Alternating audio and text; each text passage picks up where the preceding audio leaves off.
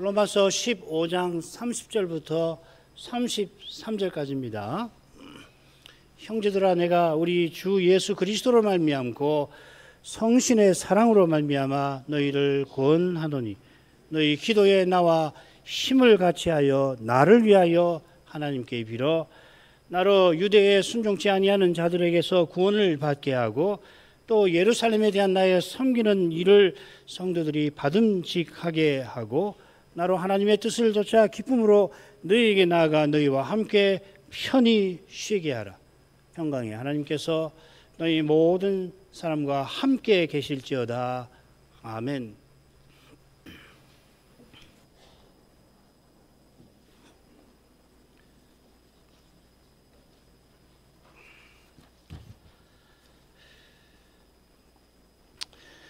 바울 사도는 세상 끝까지 내 증인이 되어라 하신 주님의 명령을 받들고자 로마를 지금 방문하는 중입니다.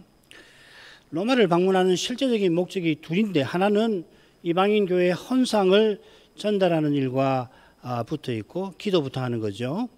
다른 하나는 서바나 선교에 관한 겁니다. 이 둘은 모든 민족에게 가서 세례를 베풀고 내가 분부한 모든 것을 가르쳐 지키게 하라 하신 주님의 그 사명, 대위임령이라고 하는 마태복음 끝에 있는 사명을 이루는 것입니다.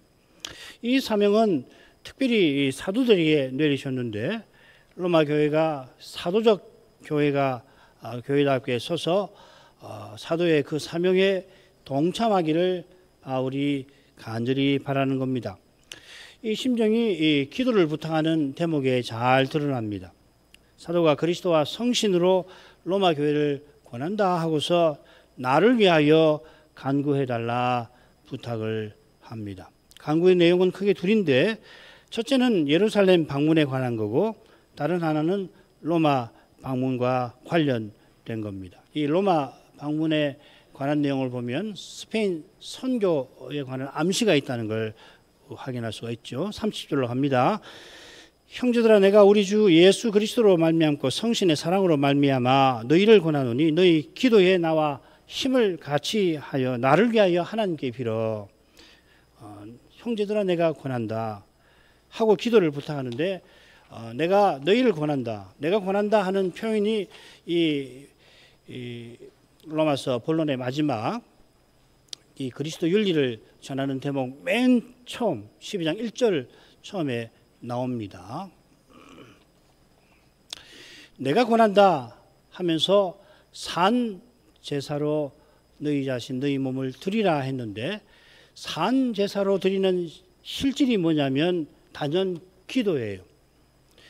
제사, 예배의 본령은 기도, 곧 하나님을 가까이 함입니다. 그리스도 윤리의 목적은 하나님을 향하는 데 있고 그 목표는 그리스도와 같아져서 영원히 하나님을 가까이 하는 것입니다. 이 목적은 지금 여기서 기도, 곧 예배를 중심으로 이루어져 가는 겁니다. 그래서 이 고백서나 이런 데 보면 사적 예배, 공적 예배, 사적 예배라는 게 집에서 기도하는 거 아니에요. 예배에서 그리스도의 영광을 뵙는 거기서 우리가 그리스도처럼 하나님을 가까이 하고 향할 수가 있는 것입니다. 그리스도께서 예배에서 선포하시는 아버지의 이름은 약속대로 그리스도의 원수를 발등상 되게 하시는 데에서 그 이름은 환히 드러나는데, 바로 그 일을 그리스도께서 간절히 기다리시며 우리를 위하여 지금 간구하십니다. 대지상의 간구 위에서 교회와 신자도 아버지의 이름의 영광을 바라며 기도합니다. 지금 사도가 부탁하는 기도의 내용이 그 영광을 구하는 것이죠. 그리고 이것이 우리에게 가르쳐주신 주님의 기도 처음 세 간구에 잘 드러납니다. 그 영광이 이미 마게도냐에 나타났는데 예루살렘에 이어 나타나고 로마와 스바나에도 드러나기를, 세상 끝까지 그 영광이 드러나기를 바라는 것입니다. 사도의 간절한 심정이 그리스도를 바라는 믿음에서 나온 것입니다. 사도가 권하면서 우리 주 예수 그리스도로 말미암고 성신의 사랑으로 말미암아 내가 권한다 하였습니다. 사도는 우리 주 예수 그리스도의 종으로서 그 주님의 명령을 전하는데, 내가 권한다 할 때에 주님의 명령을 전하는데 성신의 사랑에 이끌려 그래야 하는 겁니다. 주 예수 그리스도를 통한 그 주종의 관계, 동시에 성신의 사랑을 통한 거룩한 교제가 이루어지는 바로 거기에 만물을 충만케 하시는 자의 충만으로서 교회가 존재하는 것입니다. 교회의 본질, 여기에 교회의 본질, 성도의 교제가 바로 여기 있는데, 그리스도와 아버지를 성신 안에서 모신 관계이죠. 삼위를 모셨으면 삼위의 교제가 거기 드러나야 할 거 아니에요. 이 교제는 아버지께서 아들을 아끼지 아니하고 성신을 그리스도의 영으로 주시는 사랑의 교제인 것입니다. 바울 사도가 예루살렘을 방문한 다음에 그리스도의 충만한 복을, 그리스도의 복의 충만을 가지고서 로마 교회를 내가 방문하리라 확신하며 말한 뜻이 여기 있습니다. 그리스도의 복의 충만은 사도의 과장이 아닙니다. 오늘 시편 낭독에 보면 세상에 여호와의 인자심이 충만하도다 그랬단 말이에요. 시는 그걸 보는 거 아닙니까? 이 표현은 교회가 만물을 충만케 하시는 자의 충만이라고 하는 이 사도적 교훈의 실질적인 내용인 것입니다. 참된 믿음은 이 신비를 죄와 죽음의 현실에서 보는 것입니다. 믿음의 길에서 당하는 고난에서 그리스도께서 함께 하심을 알고 거기서 거기 그리스도의 세계가 나타나는 것을 깨닫는 거예요. 고난당하는 그때의 세상에 자기 홀로 있는 것 같습니다만은 그리스도의 세계가 장차 온 세상을 채울 것이라는 것을 바라보는 겁니다. 다니엘이 뜨인 돌 하나가 태산을 이루고 그 태산이 온 세상을 채우는 광경을 이상 중에서 봤는데, 바로 그 광경이 바울의 예루살렘 방문에 나타났던 겁니다. 사람의 눈에는 예루살렘에서 바울이 매맞아 죽을 뻔합니다만은 믿음의 눈은 그리스도께서 영원한 제국을 세워나가시는 위풍당당한 모습을 보는 것입니다. 이 제국이 새 언약의 나라이고 새 언약의 핵심이 바로 그리스도와 성신인 것입니다. 사도가 그리스도와 성신을 통해서 권하는 것은 새 언약의 교제, 관계와 교제, 영원한 제국, 그리스도의 몸 지체로서의 교회와 그 그리스도의 몸에 그리스도의 영으로 영원히 내주하시는 성신, 그리고 그 성신을 주신 그리스도께서 교회의 머리 되시는 이거 말이에요. 사도가 권하는 것은 너희 기도에 나와 힘을 같이 하라 하는 것입니다. 권하는 내용을 제대로 알기 위해서 우선 이 너희라는 표현이 원문에 나오진 않습니다. 핵심은 뭐냐면은 나를 위한 기도에 너희가 나와 힘을 같이 하자 하는 것입니다. 다른 교회들도 사도들을 위해서 기도한다는 이야기죠. 그건 뭐 예배소서에도 나오고 여러 군데 나오지 않습니까? 자, 우선 힘을 같이 한다고 새긴 낱말에 싸운다 하는 낱말이 들어있고, 지난 시간 뭐 다 설명한 것이니까 다 약하고, 이 표현은 사도가 곧 예루살렘에서 치를 신령한 전투를 암시하는 것 같습니다. 이 신령한 전투에 관한 것은 에베소서 6장 10절부터 나오는데, 거기 이 전신갑주를 입고 신령한 전투를 싸우라고 하면서 그 끝에 사도가 기도를 부탁하지요. 특별히 사도의 이 사역을 위해서 기도를 부탁하는 것입니다. 게다가 그 6장 10절 보면 그리스도와 주와 주 안에서와 그 힘의 능력으로 강건하여 지고, 그게 기도하고 붙어 있는 거 아니에요. 우리에게는 힘이 없어요. 주 안에서 주께서 주시는 힘으로만 신령한 전투를 치른다는 것을 밝혔는데, 그건 기도의 내용하고 사실상 같은 것이죠. 이 신령한 전투에 사도를 불러다 쓰시니까 교회가 사도를 위해서 기도하는 것이 마땅할 것이고, 그래서 에베소서 6장 끝에도 기도 부탁을 한 겁니다. 자, 사도가 이미 세상을 떠난 지금은 이런 말씀이 우리에게 어떤 의미를 지니는가 하는 거죠. 죽은 사도를 위해서 간구할 일이 없고 죽은 성도를 위해서 우리는 간구하지 않는 것입니다. 장례식에 가서 죽은 사람을 위한 명복을 비는 일을 우리는 하질 않아요. 하나님의 절대적인 처분에 이미 맡겨져 있으니까 우리는 살아있는 유족들을 위해서 위로하고 또 살아있는 우리의 유익을 위해서 기도회로 모이고 그러지 않습니까? 그렇지만 교회가 사도적 교회답게 되도록 늘 기도할 것을 우리는 이런 말씀에서 배우는 것입니다. 오늘날 교회 강단에서 사도적 복음이 전해진 말씀이 회중 중에서 받아지도록 힘써서 기도해야 하는 겁니다. 종교개혁 시대는 이 교회에 일어서고 넘어짐이 오직 믿음으로 의롭다 하심에 있다 그렇게 했어요.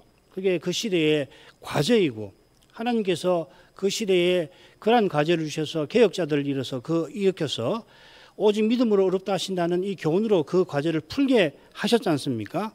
이 시대는 사도가 전한 대로 그리스도를 전하고 받는 거기에 교회에 일어서고 넘어짐이 달렸다 할 만합니다.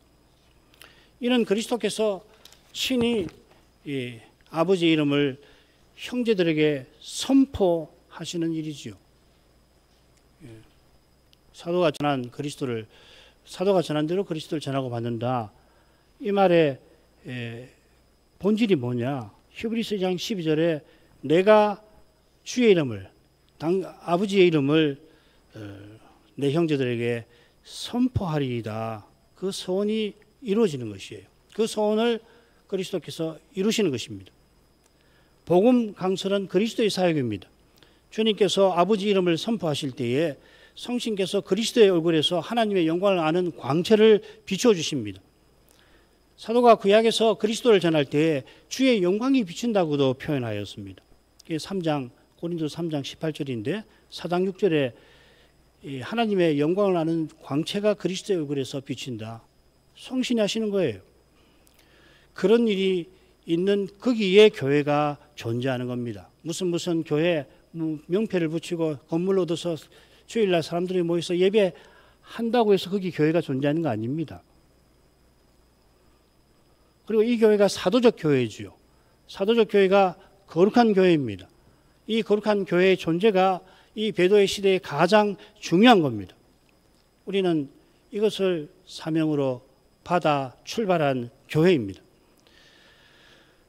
기도에 나와 힘을 같이 하여 나를 위해서 하나님께 빌어 했는데 기도니까 하나님께 빈다 우리가 자연스럽게 새기죠. 그죠? 기도하면 비는 거예요. 빌어가지고 뭘 비느냐 얻는 거 구하는 것이 기도라고 다들 생각하고 기도가 그런 것이 있어요. 그러나 기도 자체는 하나님을 향하는 겁니다. 여기 하나님을 향하여 이렇게 되어 있습니다. 로마서 15장 17절에 같은 낱말이 쓰여 있는데 하나님을 향하는 일에 이렇게 번역을 하는 게 좋다고 말씀을 드렸죠. 히브리서 5장 1절에 이 용어가 또 나옵니다. 그게 제사장 일입니다. 대제사장의 일이고 제사장으로서 우리의 일입니다. 우리의 일은 하나님을 향하는 것입니다. 그게 우리의 사명이에요. 소명입니다. 기도하며 사도와 함께 예수는 목적이 하나님인 것입니다. 사도가 부탁하는 간구의 내용도 마찬가지죠. 주님이 가르쳐 주신 기도의 첫째 세 간구가 그걸 교훈하고 이어서 나중 세 간구, 일용할 양식, 죄사함 그리고 이 시험과 악한 자에게서 건져주시는 거 결국은 마찬가지죠. 일용할 양식을 구하고 주시고 제 용서를 베푸시고 시험과 악한 자에게서 건져주시는 뜻은 아버지의 이름과 나라와 뜻에 있습니다. 그래 기도는 나라와 권세와 영광이 아버지께 영원히 있나이다 하는 고백에 기원에 이르는 것입니다. 아버지께 나라와 권세와 영광이 있는 거기 나의 구원, 나의 복도 있는 것이죠. 바울은 우리가 장차 신령한 몸을 입는 그때에 하나님이 만유의 주로서 만유 안에 계실 것이다. 똑같아요. 하나님이 전부이시고 전부 안에 계실 것이다. 이렇게 되어 있습니다. 이는 새하늘과 새 땅에 그리스도께서 전부이시고 그 전부 안에 계시는 것과 하나입니다. 그리스도께서 아버지를 전부로 모시고 아버지를 향하시니 우리도 그러해야 하고 기도가 단연 그런 것입니다. 나의 피로, 나의 뜻, 나의 생각이 기도에 온통 그것만 가득하다면 기도하는 사람 마음에 자기가 가득한 나머지 하나님은 곁에 우두커니 서서 나의 필요를 채우고 나의 뜻을 받들고 나의 생각을 지지하며 계시게 만든다면은 그건 기도 아니죠. 사실은 참남한 일이죠.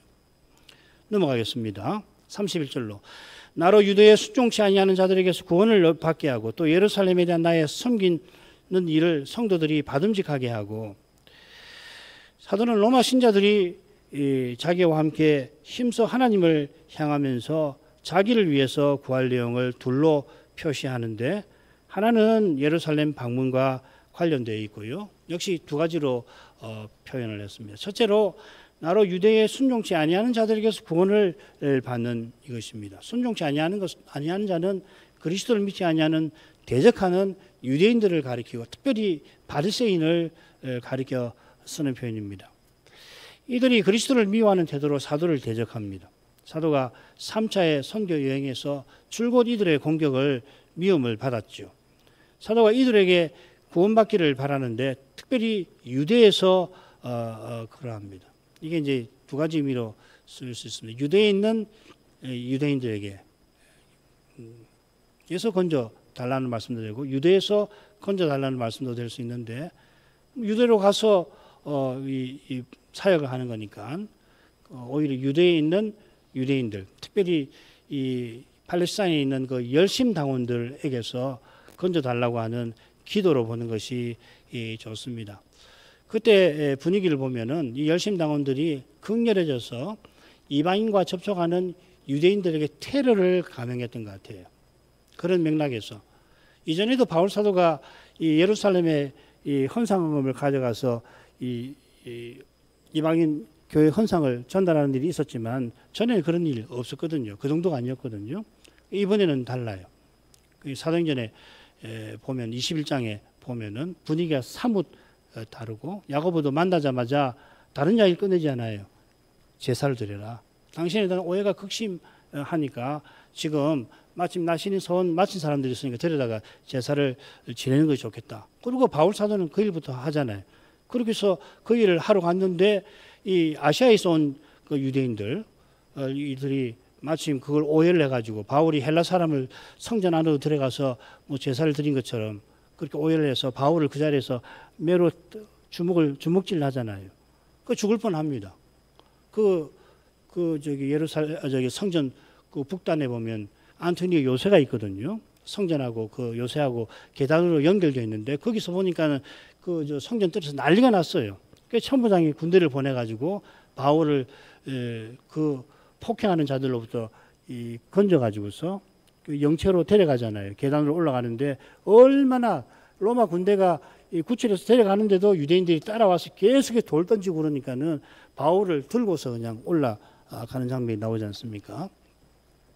그걸 참고하시면 좀 좋습니다. 그 다음 달라고 그러죠. 게다가 이 일을 성신께서 이미 사도에게 알리셨습니다. 사도행전 20장을 보겠습니다. 보라, 이제 나는 심령의 매임을 받아 예루살렘으로 가는데 저기서 무슨 일을 만날는지 알지 못하노라. 오직 성신이 각 성에서 내게 증거하여 결박과 환난이 나를 기다린다 하시나. 이 지금 밀레도라고 하는 섬에 예배소 장로들을 불러다가 마지막으로 말씀을 전하는 거죠. 이제 당신들을 얼굴로는 보지 못할 거다 하고서 교회를 위해서 당부하는 말씀을 전하는 거기 나오는 겁니다. 이 밀레도에서 예배소 장로들에게 고유하는 이때가 로마서를 쓰기 전인지 후인지는 잘 몰라요. 그렇지만은 이미 성신께서 각 성에서 바울이 여행을 하면서 성을 방문하는데 각 성에 신자들이 있는 곳이겠죠. 교회가 세워진 성에서 바울의 결박과 환난을 예언하시고 심지어 팔레스타인에 도착한 다음에도 그리하십니다.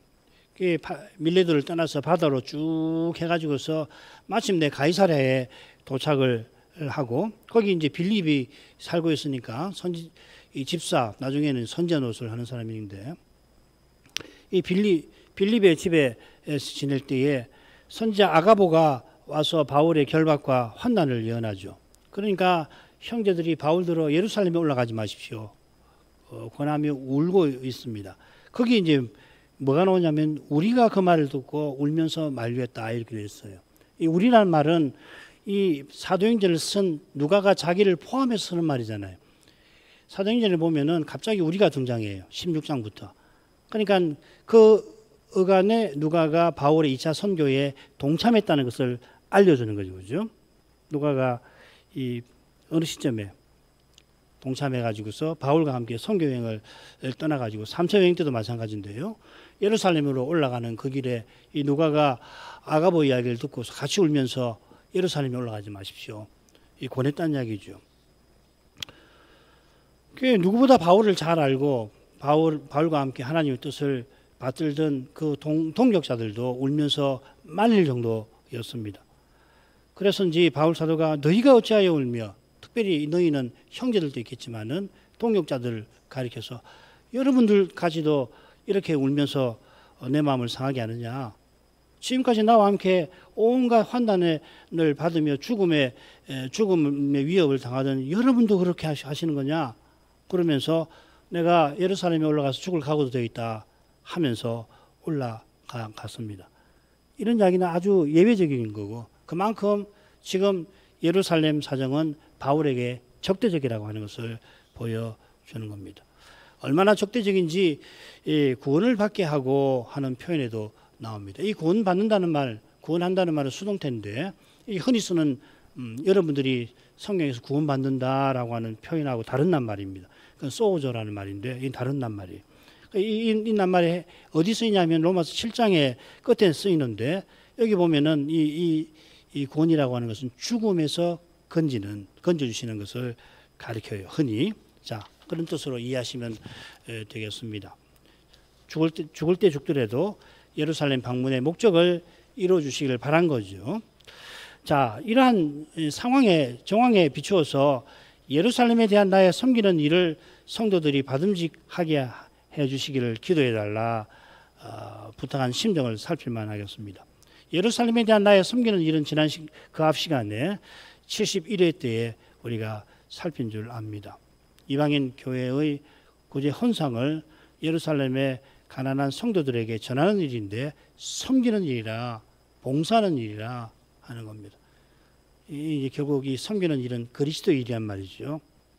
이게 이제 에베소서 4장 12절에 나오는 그 말이죠. 그죠? 봉사일을 하게 하며. 자, 넘어가십시다. 자, 여기 이 받음직하게라고 하는 표현을 보면은요, 이 바울 서신에 몇 절 말에 처음에 한 번 더 나왔죠. 거기 보면은 바울 선생이 이방인 사도로서 대제사장 예수 그리스도께 쓰임 받은 결과 이방인의 그 제물 제사가 받으심직하게 된다 했습니다. 신약 성경에 5번 나오는데요. 이 절을 제외하고는 죄다 이 하나님께 제사를 드리면 하나님께서 기쁘시게 받으시는 거기에 사용됩니다. 이 받으심직이라는 말이 연락이라는 말과 똑같아요. 자, 이 용례를 참조하면 어떻게 번역하면 좋으냐면, 예루살렘을 향한 나의 섬김이 성도들을 위하여 받으심직한 것이 되게 기도해달라, 이렇게 부탁한 것 같아요. 자기의 봉사가 하나님께서 받으셔서 그것이 예루살렘 성도들에게 참으로 유익이 되도록 해달라, 이렇게 기도한 것 같습니다. 하나님께서 자기의 봉사를 기쁘게 받아주시기를 사도가 바라는 이것은 그가 직면한 급박한 상황에 비추어서 우리에게 절박한 느낌을 줍니다. 사도행전은 사도가 이방인 교회 헌상을 전달하는 일을 별로 다루질 않습니다. 7사람을 교회 대표로 세워서 바울과 동행하게 하는데, 서신을 통해서 이 사람들이 헌상금을 전달하는 일에 교회 대표로서 바울을 동행하는구나, 서신을 통해서 명확하게 우리가 알게 돼요. 그처럼 사도가 예루살렘에 올라가서 교회 대표 야고보와 장로들을 만나는데, 거기 어디에도 사도행전에는 이방인 교회 헌상을 바울이 전달했다는 내용이 자체가 나오질 않습니다. 이전과 관련해서 바울이 암살단을 피해서 가이사랴 총독부에 오게 지내던 시절을 참조할 필요가 있는데, 그때 벨릭스가 총독이었습니다.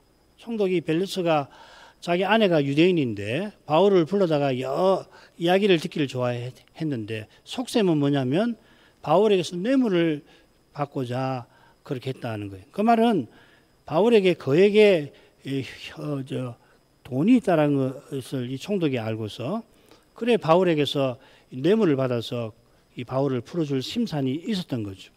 이게 이제 시기적으로 보면은 바울이 이 제사자로 정전에서 맞아 죽을 뻔한 후로 뭐 몇 주 혹은 몇 달 안 되는 시점이에요.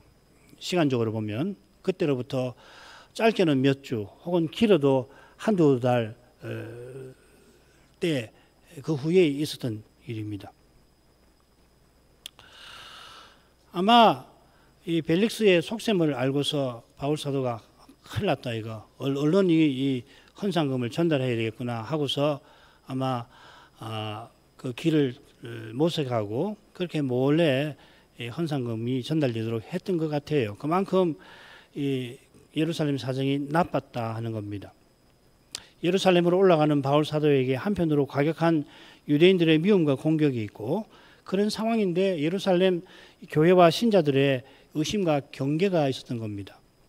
이런 현실에서 사도는 하늘 아버지의 도우심을 간절히 구했습니다. 그리스도의 간구를 간절히 의지했습니다. 그런 심정에서 이런 자기를 위해서, 교회를 위해서 로마 교회에 기도를 부탁한 겁니다. 부탁하는 사도의 마음에는 그리스도의 교회가 그리스도의 사회답게 서나가기를 간절히 바라는 심정이 가득합니다. 사도도 연약한 인생이라 어려운 현실에 마음이 짓눌렸겠습니다마는, 그게 얼마나 괴롭겠습니까? 예언을 들을 때 당신이 결박당하고 환난을 겪을 거다, 죽을지도 모르겠구나, 그런 거 있으니까 뭐 아무렇지나 않을 수 없잖아요.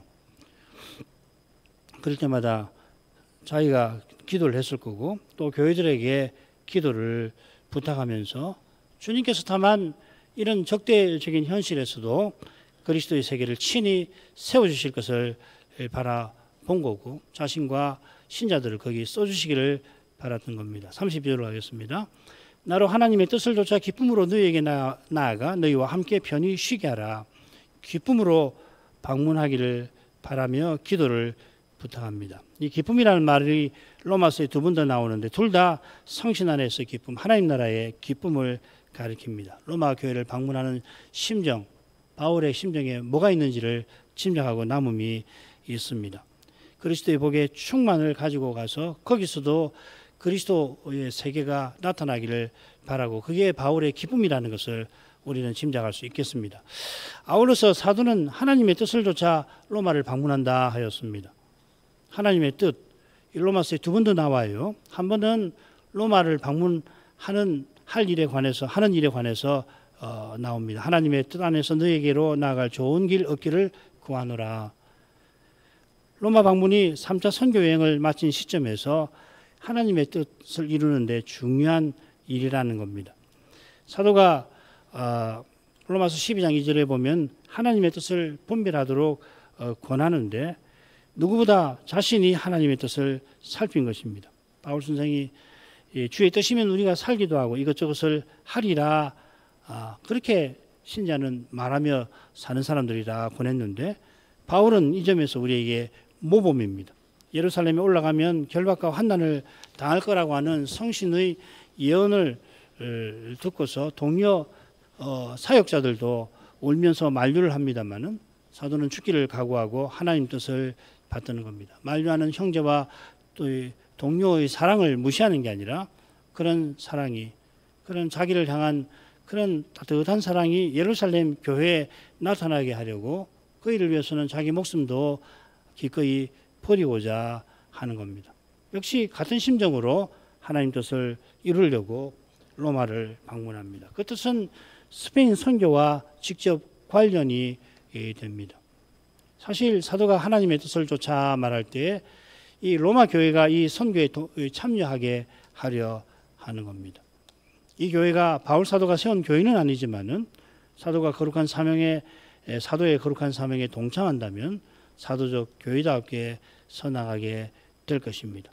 이게 자기가 가서 누리고자 하는 교제의 만족이고 피차의 안위함과 붙어 있는 겁니다. 이런 만족과 위로가 성도의 교제답게 교회가 서나가는 증거이기도 합니다. 마게도냐 교회가 믿음의 길의 환난 가운데 극한 가난에 처하였는데 주님의 사랑에 감사하며 그 사랑을 예루살렘 교회에 나타내려 한 데서 사도가 큰 위로를 받았습니다.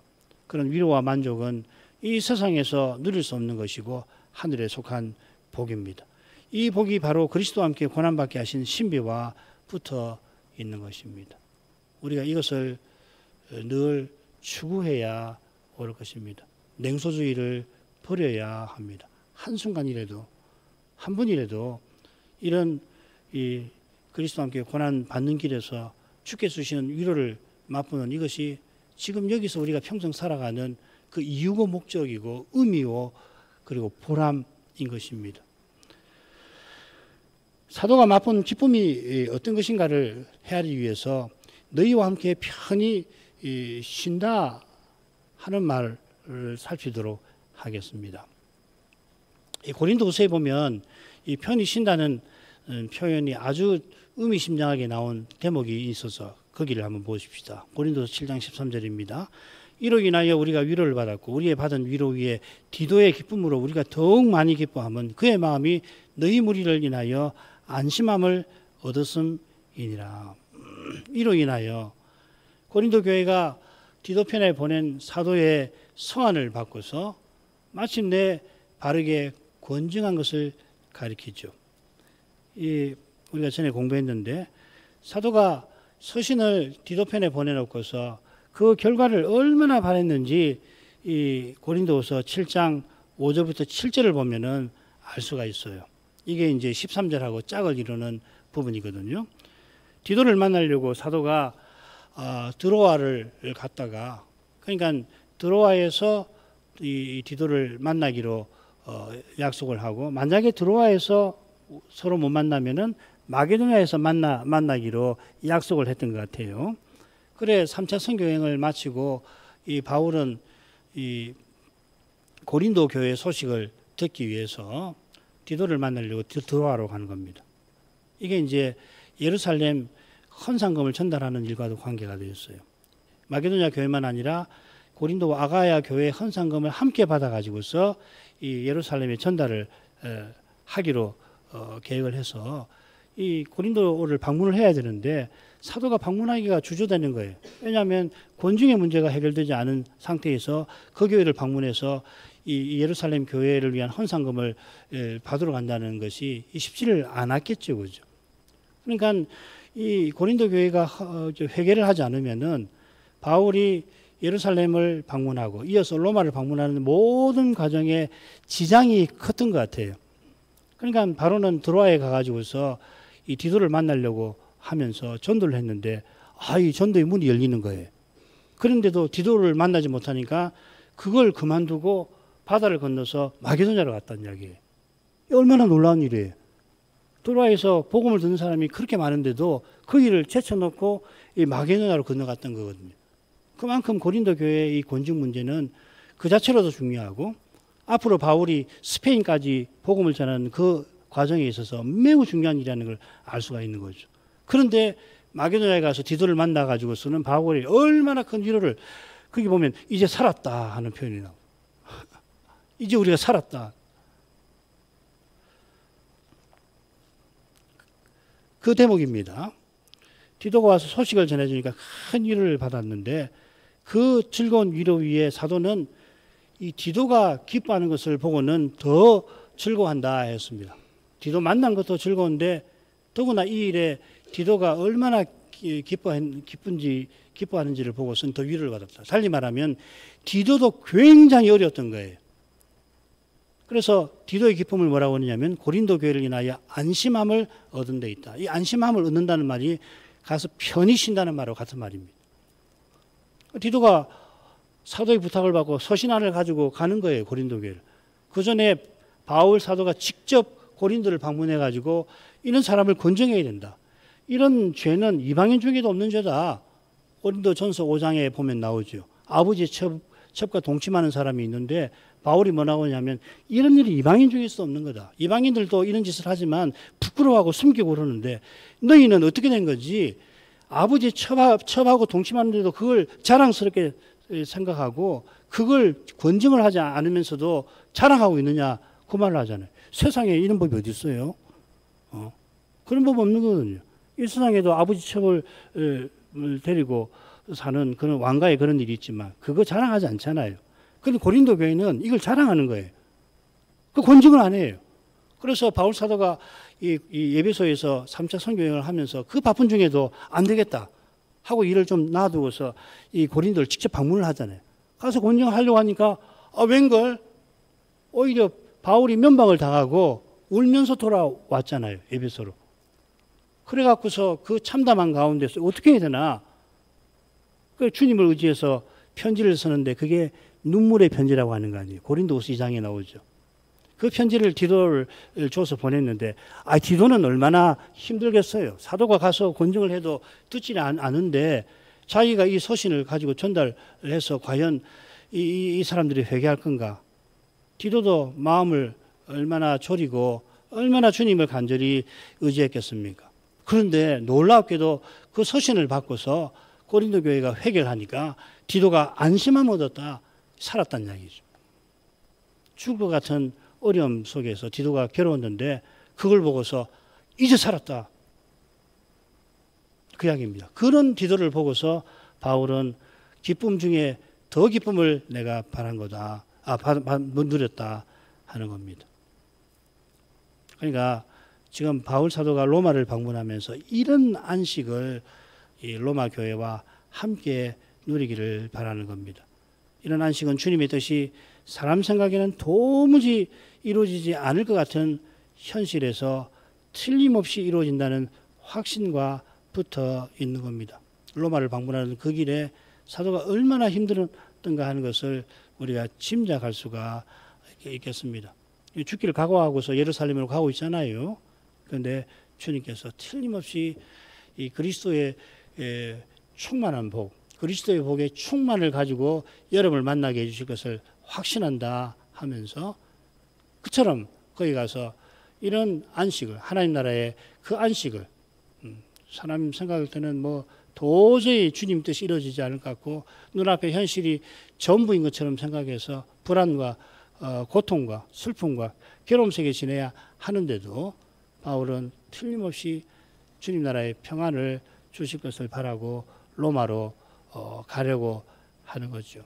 게다가 서바나 가는 길에도 얼마나 어려움이 많은지는 알잖아요. 고린도후서 11장 후반부 보면은 강의 위험, 시내의 위험 뭐 등등 온갖 위험을 언급하고 있지 않습니까? 물론 로마 가서도 쉽지 않습니다. 로마 교회는 자기가 세운 교회가 아니기 때문에 서바나 선교 여행을 떠나는 길에 쉽지는 않을 거라는 것을 짐작할 수가 있죠. 아무튼 이제 그런 그 안식을 사도가 바라면서 기도를 부탁하는 겁니다. 예, 빌립보서 1장 6절에 있는 것처럼 착한 일을 시작하신 하나님께서 그리스도 예수의 날까지 이루실 것을 확신하며 우리는 하늘의 평안을 누리며 가야 할 것입니다. 33절 평강의 하나님께서 너희 모든 사람과 함께 계실지어다. 마지막 기원을 여기 먼저 언급하는데 평강의 하나님이라고 하는 표현을 쓴 의중을 우리는 이런 데서 사명을 이루는 길에 온갖 어려움이 있지만은 하나님이 평강을 위해서 그것을 틀림없이 이루게 하실 것을 바라면서 하나님을 평강의 하나님이라 그렇게 부르면서 기원을 한 줄 믿습니다. 기도하십시다. 거룩하신 아버지, 사도가 로마를 방문하기에 앞서서 예루살렘 여행을 위하여 교회의 기도를 부탁하였습니다. 얼마나 간절히 교회를 위하여 간구했는지 기도를 부탁하는 그의 부탁에서도 짐작할 수 있습니다. 사람이 스스로 무엇을 이루려 하거나 조금이라도 하나님의 일에 기여할 것처럼 생각한다면은 아무도 참된 기도를 드리지 못할 것입니다. 오직 하나님만 구원이시여 소망이심을 깨닫는 교회와 신자만이 하늘의 대제사장께서 항상 사셔서 우리를 위하여 간구해 주시는 그 은혜를 더욱더 의지하고서 나아갈 수가 있겠습니다. 이제도 주님의 간구하여서 저희의 이 부족한 기도가 이어지도록 하심을 믿습니다. 그처럼 그리스도 안에서 저희가 저 영광의 목표에 틀림없이 이르게 해주실 것을 믿습니다. 평강의 하나님이 함께 해주셔서 주님의 교회가 사명을 이루도록 모든 현실에서 특별히 어려운 형편에서 저희를 붙드시며 또 지키시고 친히 인도해 주시는 것을 더욱 바라봅니다. 이 시대에 주님이 친히 부르신 교회와 신자들을 이제도 권고해 주셔서 보이신 그 목표로 친히 이끌어 주시고 거기서 우리가 하늘의 평안을 누리며 살게 해 주옵소서. 예수님 이름으로 기도합니다. 아멘.